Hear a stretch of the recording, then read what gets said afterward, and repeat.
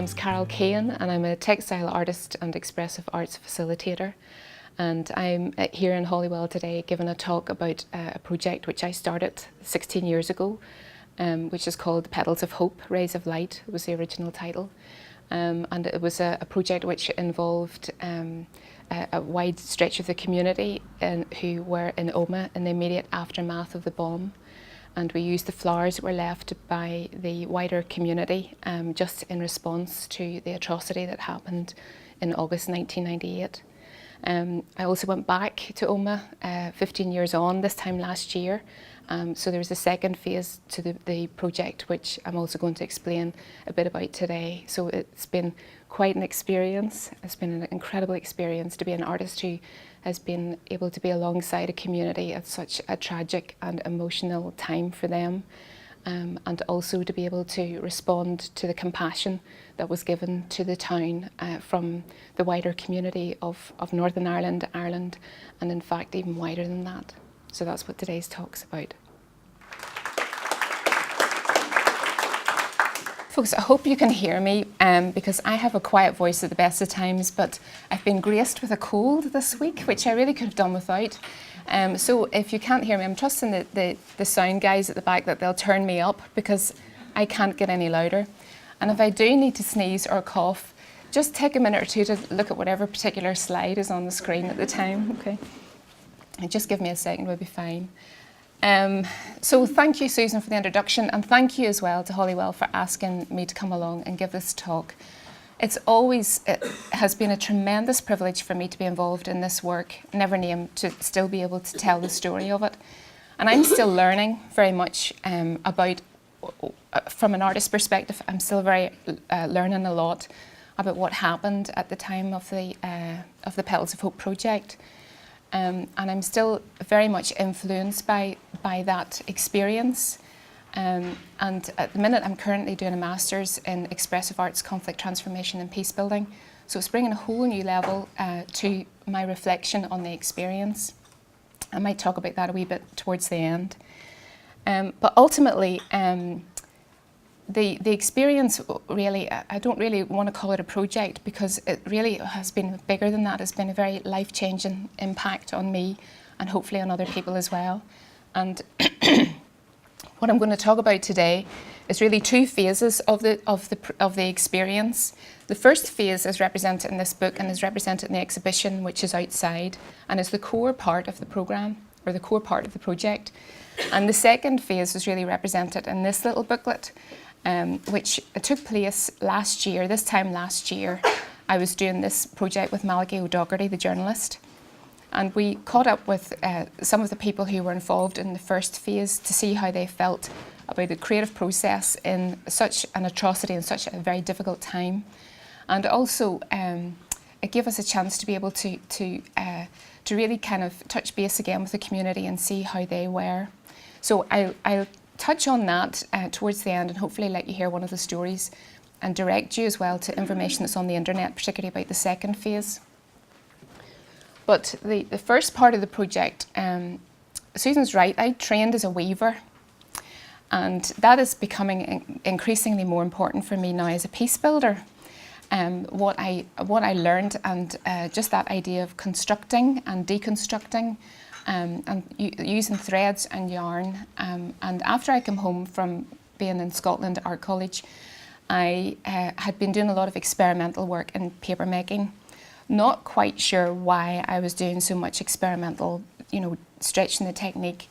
But whenever the situation came up for Omagh, I knew exactly what to do because I'd had that kind of preliminary period beforehand. So, like everybody, I had been, before going into that, I had also done a few peace and reconciliation workshops and was able to see how the creative process was very much of a tool or a medium for people to be able to come to terms with different things over a period of time. And just the simple ritual and repetitive process of doing something over and over again and giving the brain or the mind space to be able to be silent sometimes or to be able to inquire also helped them with other things that they were working with.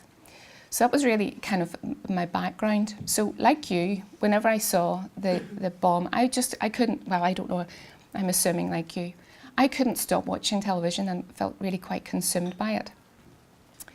And I had been driving along in my car one day, and it wasn't an appeal, far from it. It was a throwaway comment that George Jones had made on the radio.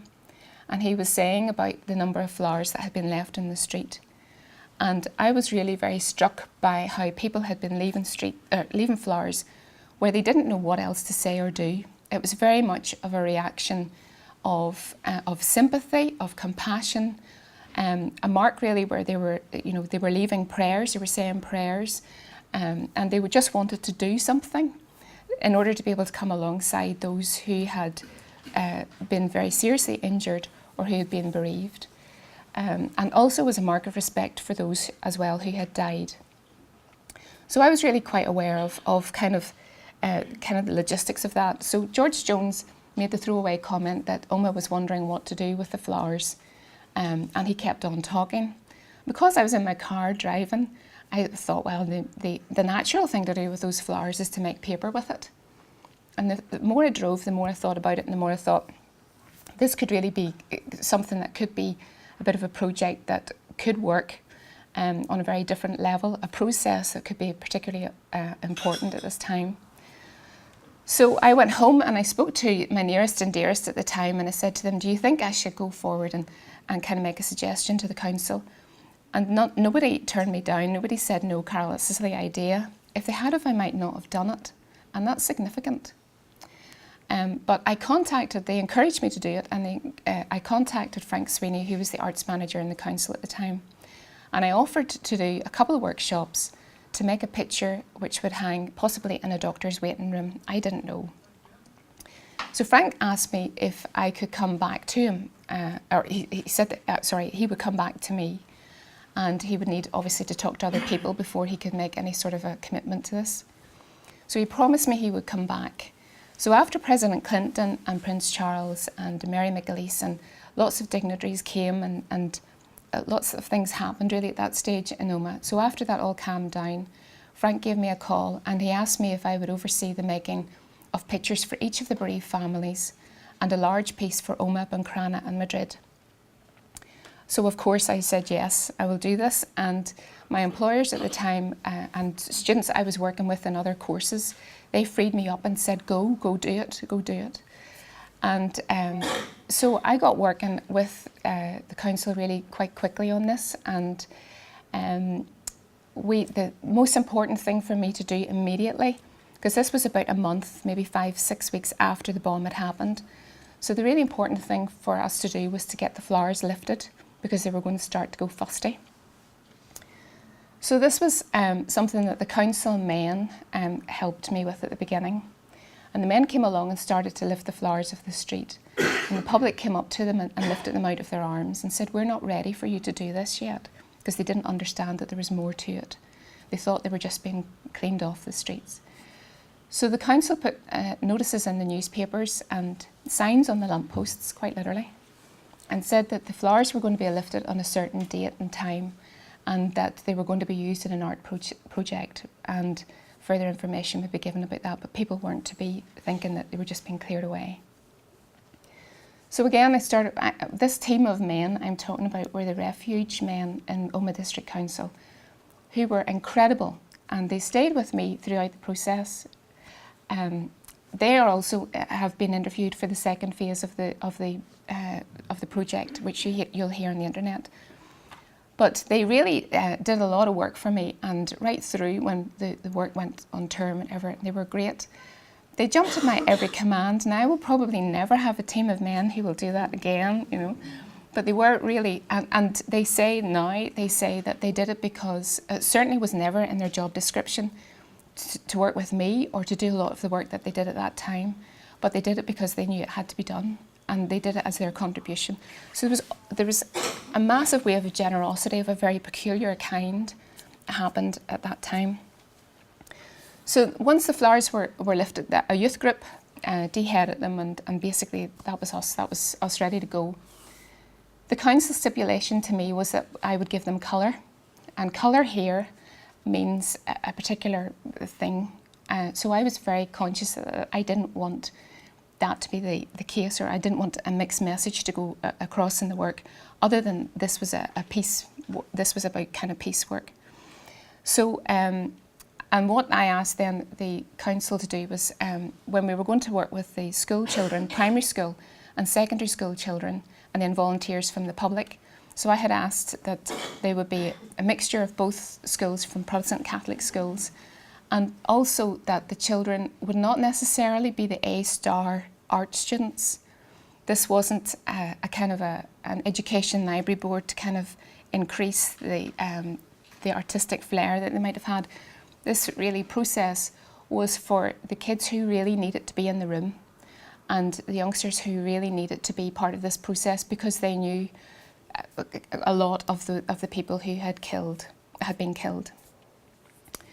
Just on that, there were 29 people who were killed in the bomb on the 15th of August 1998, and also unborn twins. And the people who died in the atrocity was a real broad section of the community. There were men and women there were adults and children, there were Protestants and Catholics.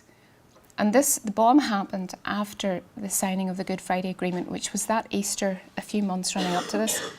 So the wider community, or the wider province, was not anticipating that something like this was going to happen, because we were being told that those were the bad days, the dark days, and we certainly weren't expecting that the biggest atrocity of them all was going to happen, was yet to come after the Good Friday Agreement.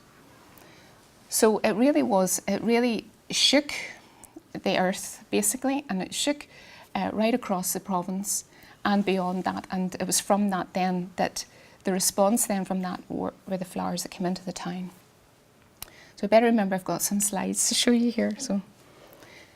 So the bomb happened at 3:10 that afternoon, and the Saturday afternoon, when there were many people shopping for school uniforms, there was a fete was on that day. There was just a general buzz of community. And the clock stopped when the bomb went off. It started later, but a lot later. So the flowers came in from all over, and the messages of sympathy and the prayers which were expressed was just phenomenal. And all the cards were thousands of comments and very kind of close, caring sympathy and empathy for those who had been affected and impacted. So we got to hanging up some of these flowers. I had also asked if I could work in a place that wasn't going to be precious. You know, I didn't want to have to worry about the carpet getting stained on or whatever. So the council said, well, there's a derelict building that you could go into, but we couldn't really ask you to work there. And I said, no, please do. So we moved out to this shell of a building that didn't have electricity, and they got me plumbed up with running water. It didn't really have running water or whatever, but it was perfect for what I needed and what we needed. It was absolutely just the job. So, so none of these photographs are particularly glamorous at this stage, but it was a very good working space. I started working with, as I say, the primary school children, and we came up with the large picture which has ended up in Buncrana. And I was amazed at how many of these children knew quite a lot about the bomb, and naturally so they probably, you know, it's important to be honest with children, but I was hearing a lot from them that I hadn't maybe read in the papers, or hadn't been kind of generally the widespread information about it. The little girl in the centre of this photograph, the one with the apron, is Elaine Gallagher, who came back. She's got a couple of the stories in the second phase, but her sister Claire was a girl who lost her eyesight in the bomb, and she runs a music school in Omagh. So I'll come back to talking about Elaine later on, but she was 8 when this happened, and her understanding of everything that was going on at that time is very clear now. And it's not just because she was young, she didn't really know about it. In fact, it was quite the opposite. So we worked with the primary schools, and they came in their school uniforms the first couple of days, the first day we worked, and then we realised they were I sent them home soaked. So then they had to come in their own clothes then after that. But I had no irate parents or anybody to deal with like that. Everybody just really understood what was going on.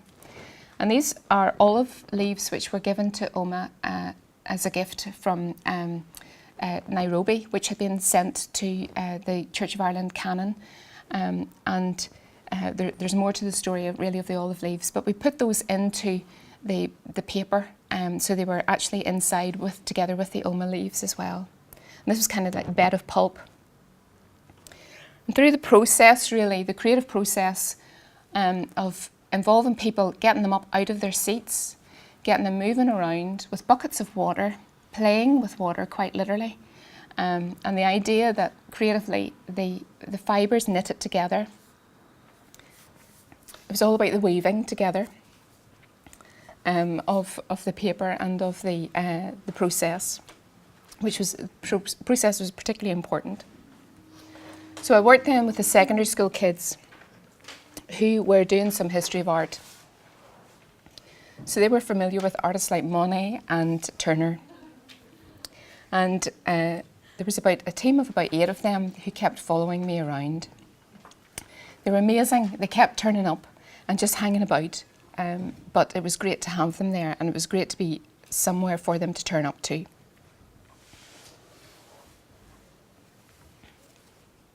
So they started to add colour. And by this stage, it was probably about the end of October. So it was getting cold in this shell of a building with no heating. So we got heaters brought in, whatever, and dehumidifiers to start to dry up the paper. These pictures really do speak for themselves, actually. This was towards the end of making this piece, but I met with this group of young teenagers a few weeks after when the paper was dried out. It would have been just before Christmas. And at that stage, it was then that I realised they were starting to smile, because they hadn't been up until that point. So they would have known several of the people who had been in the bomb, whether they were teenagers that they might have gone to school with, or whether they were like older ladies who they would have known in the local shop or whatever. So a very wide net of community grief. So I worked with volunteers from the community, from the public, and they just came along and turned up, mostly on Saturdays, and made smaller pieces of paper, sort of A4 size. I also worked with ladies from Carrickmore Patchwork Group, and Mary Grimes, who was killed in the bomb, was a member of their group. Mary died, her daughter died, and her daughter, and Avril Monaghan was carrying the unborn twins, so there were 5 members of the Grimes family died in the atrocity. So this group of grannies basically were really very impacted by this, and in this first book I talk about this lady, Anna Quinlivan, which is a great name, I think. And Anna had left a really massive imprint on me throughout this project, because she was just such of a granny. She was just like anybody's granny. So the paper was hung up to dry, and you'll recognise probably bits of these paper from some of the pictures that are out in the hallway.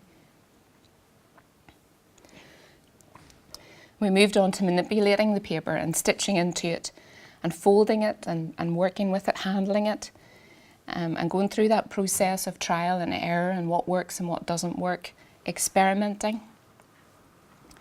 I have taught on other further education programmes and whatever, and very often there's that temptation when you're a tutor or a lecturer that you start to tell people exactly what to do and fix it for them, you know. But I felt very much that in this process there was a point to which I was not to go over. So if some of the youngsters, the teenagers, wanted to make a picture with another dove in it, for instance, it was like, let them do it if that's what they want to, how they want to express themselves. I didn't feel that it was my place to pry. And normally in a design context I would push them a bit more, and I would challenge them. But I couldn't do that with this. There had been a textile workshop had happened previous months, so some of these girls were already kind of skilled up in using sewing machines, whatever, so a bit of a newer experience for some of the fellas.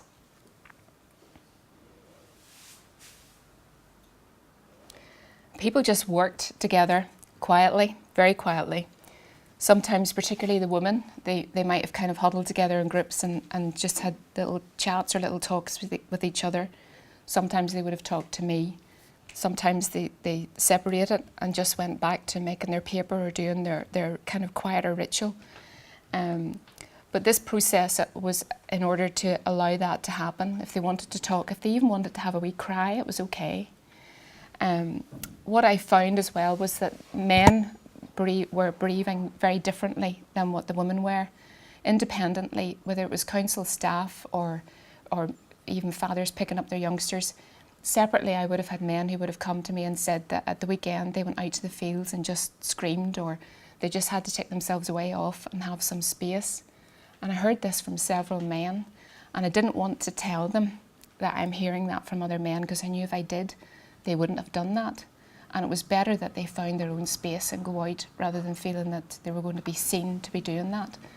Whereas the women came together very much in clusters and supported each other. It was very much the case of women around the wells and men in their caves. But that's what people would just naturally, their inclination to do in such a very distressing time.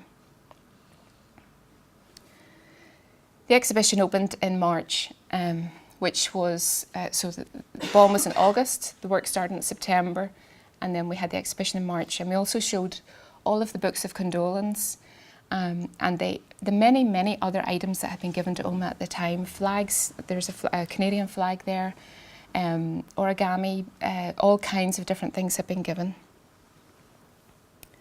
And we initially said that the exhibition would last for 2 weeks, but in the end, people just kept coming. So it stayed up for about 7 weeks. And this is, Omagh is a farming community.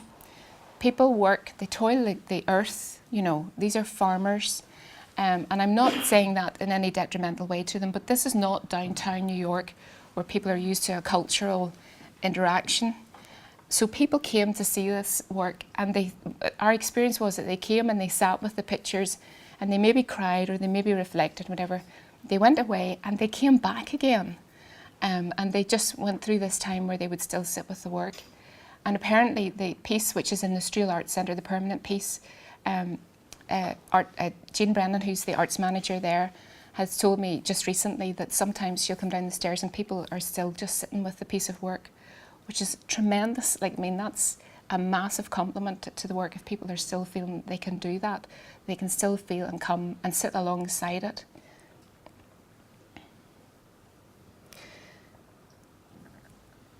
So the exhibition went on tour, went up to the Tullyarvan Mill up in Buncrana, and then went to the Waterfront Hall in Belfast and to the Ilex Centre in Dublin. I'm conscious of time, and I don't want to show, I have the slides here, but the exhibition is outside, so I don't really kind of want to kind of hover too much on this, because I prefer to get into the second phase here. But feel free to look at the pictures. You're in a very privileged, lovely position to have the exhibition here and to be able to see it firsthand, because it doesn't get out very often. It doesn't get out a lot. So, and some of the pictures, these kind of single sheet, they tend to range between A4 and A3 size. The 3 large pictures are 6 foot by 8, so they're really very big. I was quite concerned about meeting Lawrence Rush, because he seemed to be, from what I'd gathered in the media, he seemed to be the most upset, quite visibly angry about losing his wife. And I'm not blaming, I wouldn't blame anybody in that position. Certainly wouldn't judge him for that. But I saw him one day when we were getting these pictures framed, and he said to me, "Oh, you've really got Tyrone's colours." And I didn't really know what he meant, and I thought, is this a sporting team that I'm not connected with, you know? And then he says, "You've got it because you've got the earthy browns going up into the very good kind of nice blue skies." And that was really from the Omagh picture, so I'll mention that when I come to that one in a minute. But this was one of the pictures that was made by the Carrickmore Patchwork Group, and this was the picture that was given to Mr. Grimes. So these ladies had a very kind of significant part within this process, and they wanted as well, there was a while that it was kind of discussed, would the unborn twins be included in the overall total or not? and these grannies felt that they should have been. So before that decision was really formally made, we made it ourselves, really. I don't know if we had really any influence in the overall decision, but we said that within the work we were going to symbolise the twins. So this was the picture that was given to Avril Monaghan's husband, because she lost the twins and the other little girl. So the 3 pieces of paper in the bottom were to symbolise the 3 children.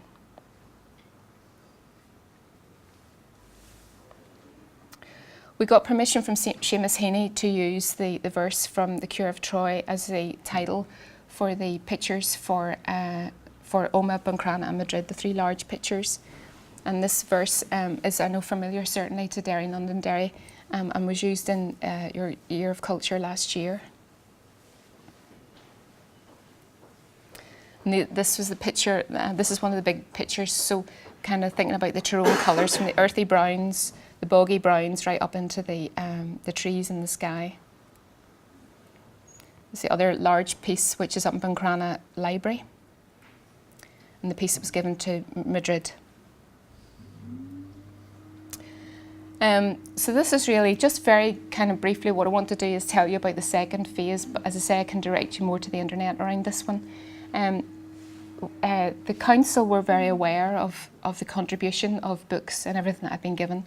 So they made the decision that they were going to build a little purpose-built room within the library that was going to be the Omagh Bomb archive and was going to house the emails, the newspapers, the items, everything that had been involved or sent to the town following on from the bomb.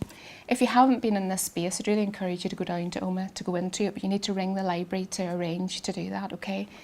But it's very special. It's a kind of another little sacred space that when you go inside it, you just really sense. It's a very. I think you have to be there really to kind of get it. But it's the only bomb archive that we're familiar or that we're actually aware of, not just here but in any other place in the world. So these were all of the books that were given. And everything has been properly archived in this space. It's also digitally archived. There's quite a bit online if you wanted to check it out from a distance.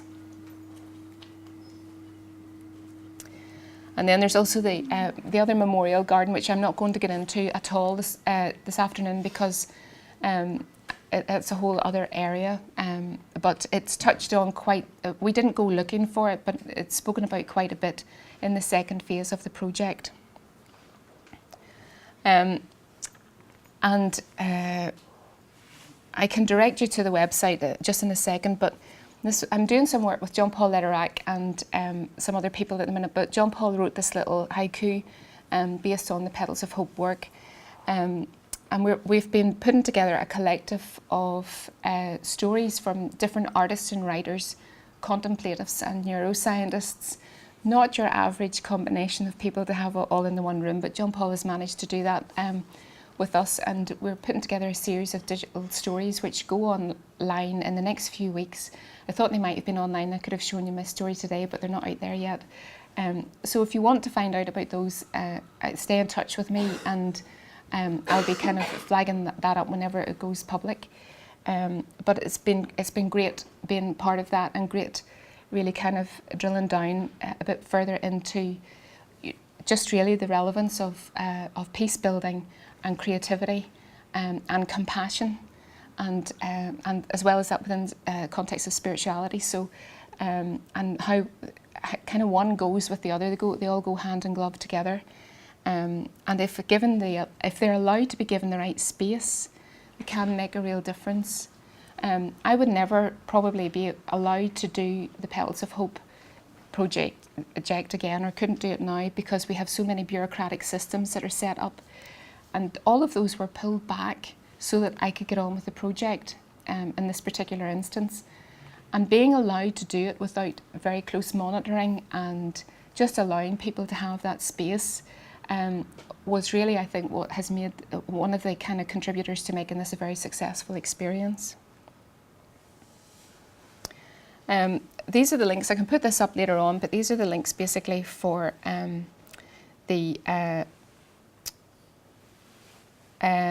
the books if you want to get in to see them. But I'll just show you now this website.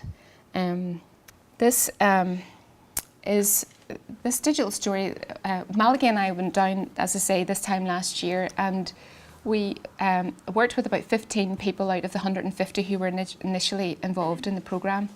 And as well as that were the council men I was talking about earlier on. And we just recorded some conversations. That was all we did, really. But this was a conversation that Patsy Gallagher, I forgot her second name there. Patsy told us, and we're very familiar. Michael Gallagher is kind of an important face in the media. He's seen quite frequently. But Patsy, you never see her. Or if you do see her, she never speaks. And she's got the most amazing voice. Malachi kept telling her voice was like music, you know. And you'll hear why in a second. But they told us about the number of letters that were sent to their house. And they were sent to, you know, in the envelope, it was like Michael Gallagher, Omagh, or Father of Aidan, Omagh, and a very, very basic address that people just kind of sent them in the hope that the postman somewhere was going to know where to take this letter. And they arrived at their house. So I'll let Patsy tell you the story here. We kind of said to her, you know, Patsy, did you respond to the people? And she explains her response to that. And then we said, well, maybe could you use our conversation now where you might want to speak to those people? I could talk a lot longer about this. I could talk a lot longer as well about the impact and the need for peace builders to approach. As John Paul Lederach says in The Moral Imagination, he talks about artists approaching peace building, or peace builders approaching the work more the way an artist does, and in a way that is more reactive rather than implanting a template or implanting something, or imposing rather, maybe that's a better word, a structure on people who are going through a traumatic period. But rather than that, reacting and being very kind of responsive and allowing time to really, for people to find their own way and to find sacred spaces in the middle of what is mayhem. So I guess that is one of the important things. And the other important thing as well is that little things do make a very big difference. Writing a letter or leaving a flower does make a big impact. And it's somewhere along the food chain, maybe before it's actually realised. And you might think this is of no significance, but you have to believe it is significant, because it has been, certainly for those here in Omagh. And yes, there's still hurt there. One of the contributors in the last phase described it as a running sore. And I think it still is. And still work needs to be done. But certainly being involved in this creative process has allowed some people to be able, in their words, to be able to feel again. And it was a tremendous privilege for me as an artist to be able to do that. So thank you very much for listening and for putting up with my coughing. And if there's any questions, I'm happy to take those.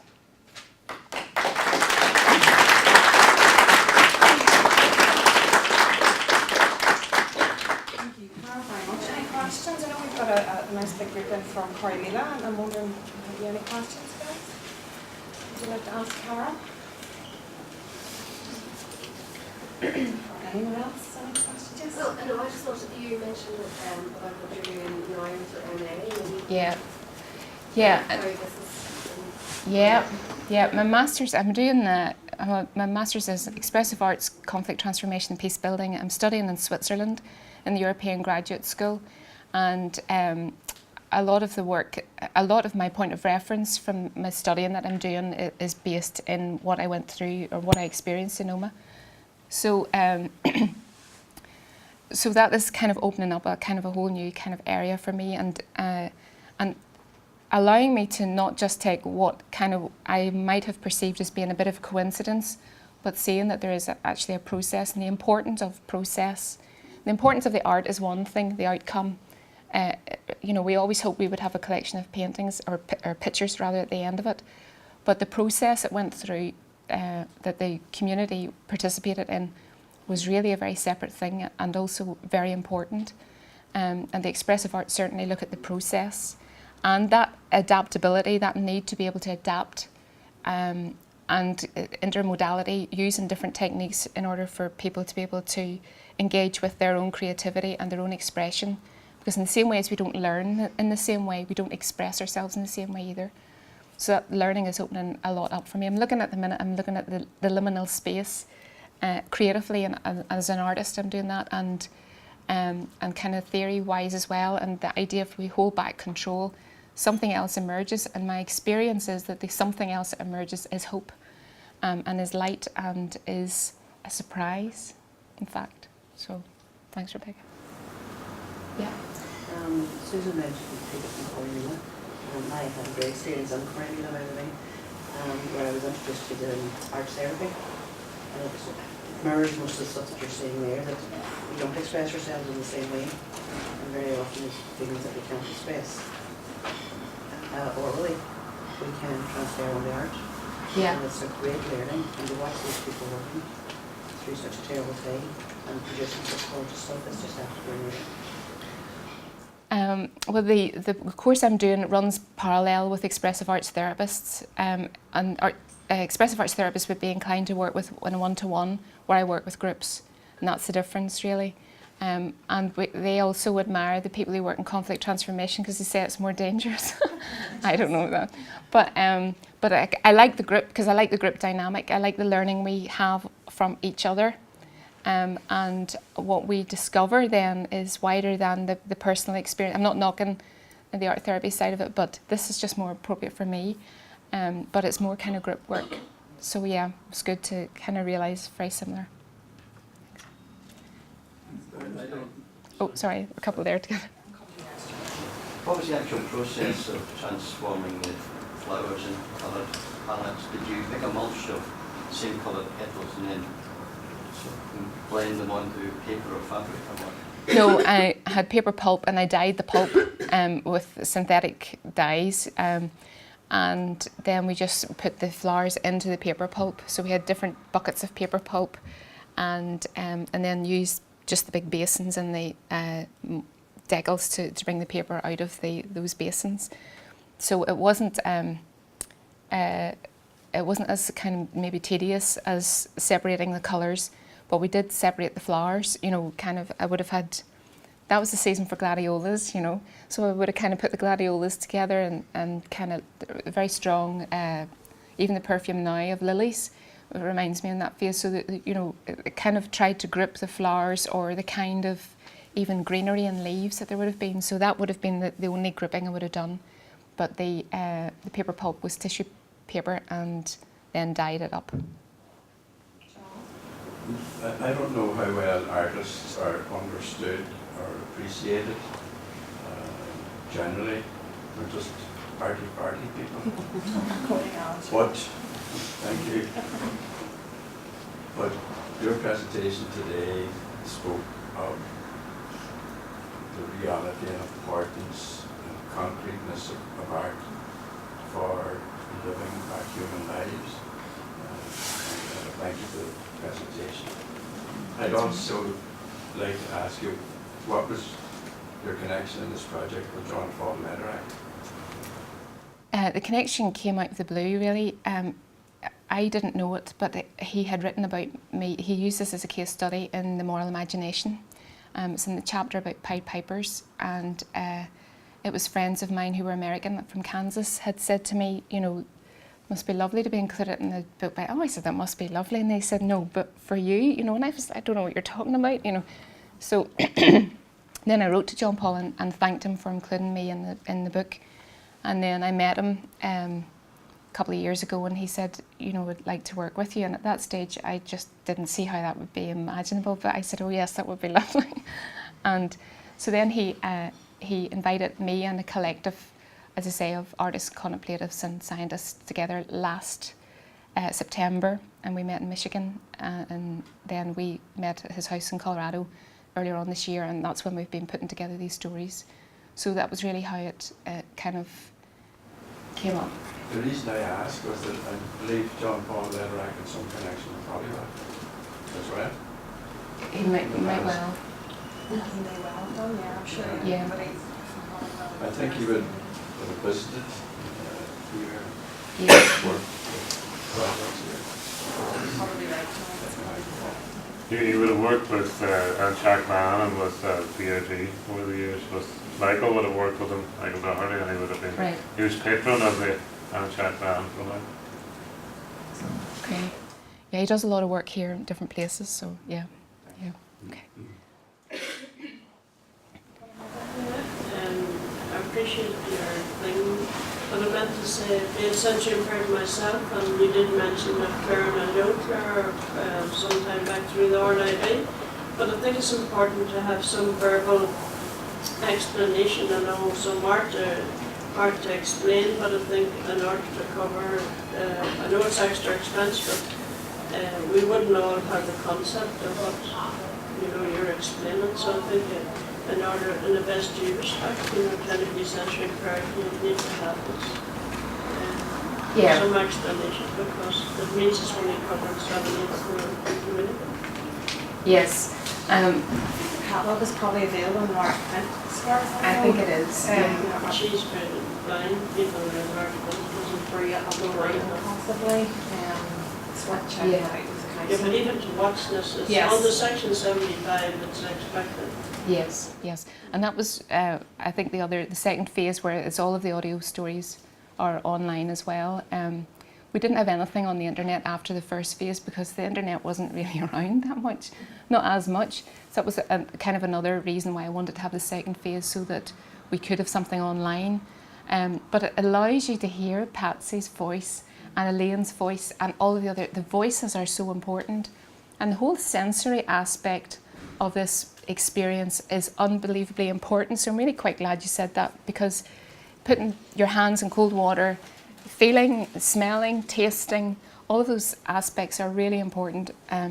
Even in the context of peace building, again, I'm quoting John Paul whenever I say that, the idea of peace builders being aware for what they feel and what they see and hear and touch and smell around them. All of those things are very, very important, and being able then to be able to respond to that as well. It's not just a case of just kind of going in because you've got a textbook that says something, apply this in this scenario, because what I did in Omagh might not ever work somewhere else again, so it's about being very sensory aware, and so thanks for your point.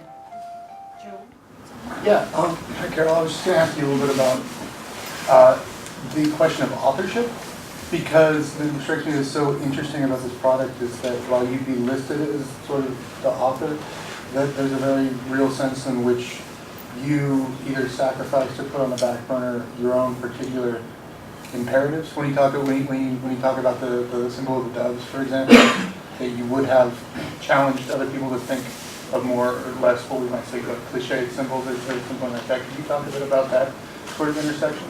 I think it's really around facilitating, and the idea of, dare I say, they use the word midwifery skills. It's that idea that you're bringing from somebody else, and it's the thing that comes from them. It's not my work. The big pieces, for instance, when John Paul saw them, the one down in Omagh, he said it's not signed, and I said, well, no, I couldn't sign it. And because of, I guess in a sense, this is a signature. This book is a signature because it names people who were involved in the process, so that is the story is with the author. It's all within the story of it, and it is about me getting out of the way. It's a different kind of artist hat. And not all artists probably would be prepared to do that. But I have other work that I put my name on. But for this or this kind of a project or experience, I step myself aside and empower the community, empower other people, because that's the important thing. Different focus. Thank you for being very honest as well, Carole. If it hadn't been for your initial idea, those things wouldn't have happened, which is very powerful. Yeah, and Frank had lots of ideas from lots of artists, and I said to him in the second phase, why did you choose mine, Frank? Why was it this one that you went for? And he says, I don't know, I just liked it. So there's a wee bit of serendipity and a wee bit of kind of magic dust and a wee bit of kind of, I like to think as well, there's a wee bit of spirit-led, Holy Spirit-led within how things work out, and it's just trusting that to kind of, and not swamping it or smothering it or standing in the way. There were various gatekeepers in the process could have stopped it, and they didn't, which I'm glad they didn't. Carole, thank you very much. I've seen the large pieces of work in Omagh and Buncrana but you've opened it up so much more, to know how the whole process where many people were involved. I like to think of myself as an artist working as a florist. And I'm lucky in that in my day-to-day work I'm privileged to be in some ways the medium between people wanting to express something at times when they can't express it in any other way. So people come and ask me to do something on the death of a child or baby or as well as the joyful times of life. But I just know how important that is, and I think in some ways, being a creative, often expressing that through flowers. And I'm just remembering as you were speaking, among the most difficult things I've ever been asked to do is when someone has tragically lost a young person. Flowers are there in the grave, and they've said, preserve them in some ways, wait for us, because they just want that as the last point of contact, and they want to hold on to it. And I find that, humbling and a terrible challenge. There's such a weight, of feeling. What it symbolises for So you've done it, for an amazing circumstance. I think it's fantastic. Thank you.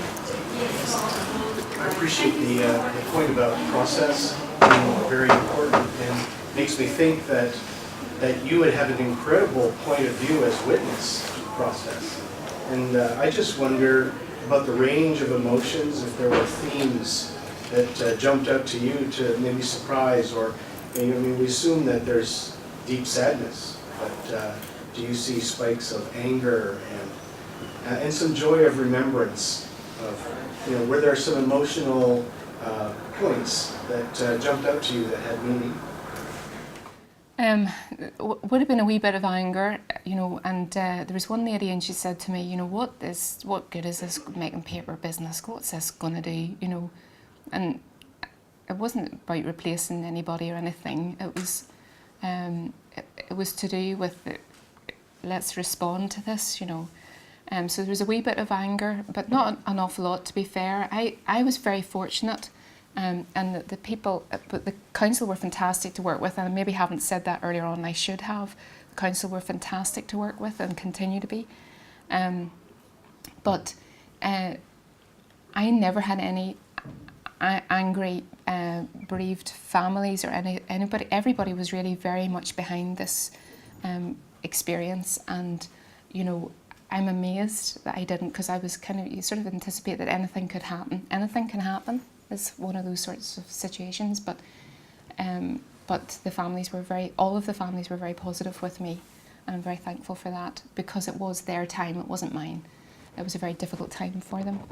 And yes, there were some, the younger ones, particularly the teenagers, a couple of the fellas would have been quite fun, and we needed them to be fun.